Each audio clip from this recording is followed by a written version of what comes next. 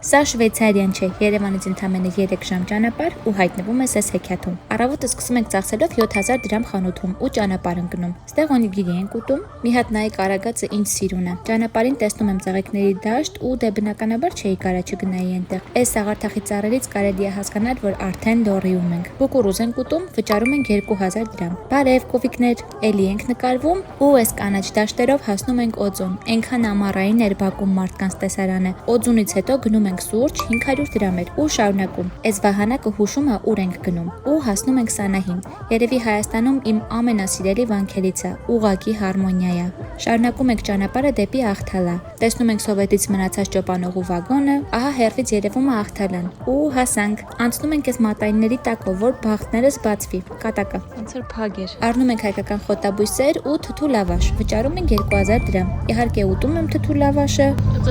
Թթուա։ Մի հատ էլ կովիկներին բարև, ուղևորվում ենք դեպի Հաղպատ ճանապարհին վայելելով ոսկեգույն արևը ու հասանք Հաղպատ։ Ճիշտն ասած, ինձ համար Հաղպատը ունի տղամարդու էներգետիկա, իսկ Սանահինը մեղմ կնոջ։ Շատ գեղեցիկ են մեր վանքերը։ Մի հատ էս տեսարանն է էլի, կարելի է հավերժ նայել։ Օրվա վերջում գնում ենք ընթրելու։ Վճարում ենք 12000 դրամ ու ավարտում օրը։ Գրիր մեկնաբանություններում որքան գումար ծախսեցինք լոռիում մեկ օրվա համար ու չմոռանաս բաժանորդագրվել։